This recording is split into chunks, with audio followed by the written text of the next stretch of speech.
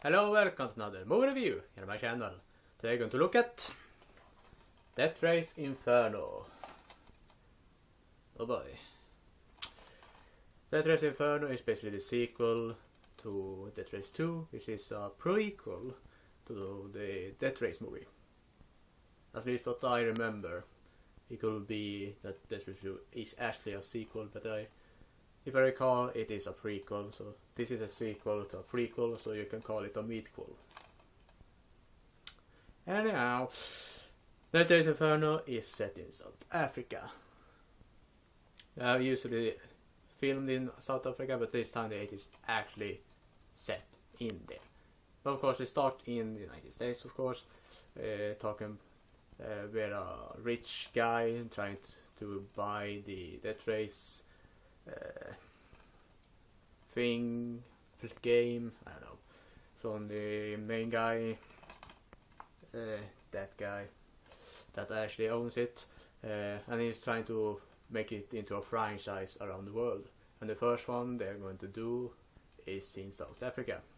Frankenstein, that guy, is mainly one of the big reasons that the Death Race is popular, so they bring him there and his crew.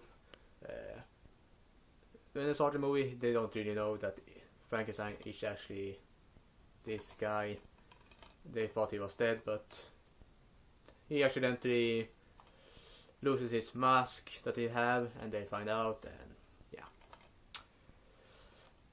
When we move on, we see well, you can say a cat fight between a group of girls or prison women that are trying to become one of the navigators in the cars. What I will say about this movie is that the action scenes and the fights is kinda cool. So that they have going for them. This fight is kinda cool, but you know, it is just to bring in more guys to watch this movie because it is basically a big cat fight between beautiful women. Anyway, 10 of them survive, and then we will start the race, basically. And yeah, they give them a sender in their neck. So basically, if they're trying to run, they will shoot a missile at them, and they die. Homing missile, basically. So yeah. The cars in this movie is also kind of cool. They look decent enough to be cool. I don't know if all of them would be possible to drive in the desert, but anyway, they look cool, and it is all about all this movie is basically about is a race, so the cars need to be cool or at least decent, at least. Then the first race starts, they go in the desert in South Africa, things happen, some guys dies, one guy tried to flee before the race even started and he blows up. Some other dies, characters I don't really care about, and yeah. Then they get the first race, Frankenstein basically loses on the hair, basically, which is kinda stupid. Anyway, the second race starts later on. This time they don't have weapons at the beginning, they need to drive through, or only one can get the weapon, if I remember correctly. The only women driver does that. She dies because of it. Yeah, it was really worth it, was it? Anyway, they bring one of the gorillas in the desert to the camp where they basically finish line is, and his crew's hut or something blows up magically. It looks decent, beautiful, and yeah, it's sad. They don't like it. Then the final race happens, and there is where everything starts to screw up, basically.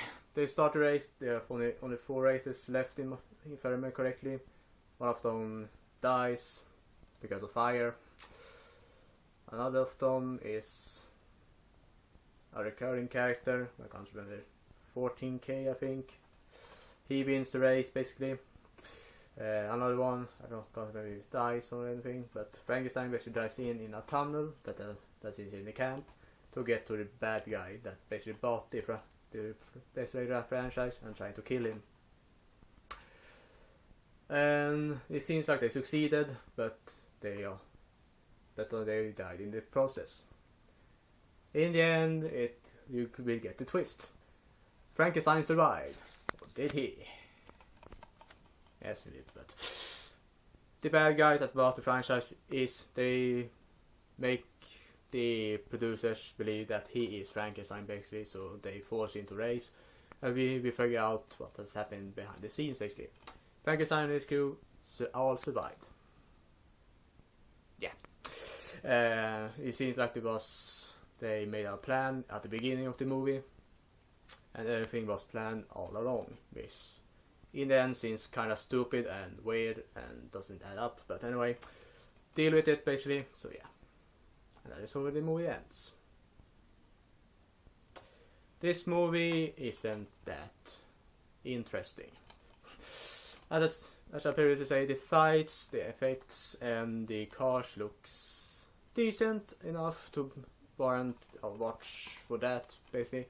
The storyline was close to awful. It wasn't that interesting, and it just felt like they forced this movie onto us. The two movies that we already had were enough, but a third one, yeah, why not?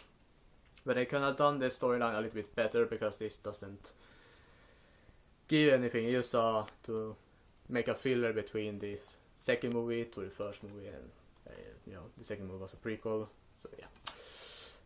The acting could have been better. It wasn't any good performances whatsoever. Only Danny Trejo was funny enough, and this guy, I don't know what his name is, sorry for that, but he's in many movies that usually is direct to DVD and movies, so yeah. Will I recommend it? Not really. If you want an action flick, it could be an interesting watch, but overall it's not a good movie. It's under mediocre basically, so the rating for this movie are going to be a 4.4 out of 10. The storyline could be better, the acting could have been a lot better, but the effects, environments and the cars and so on are cool, interesting and fun to watch. But if they could have fixed all the other things, this could have been an amazing movie. But as it is, it's below mediocre at best. That's all for today, folks. Hope to see you next time. Bye.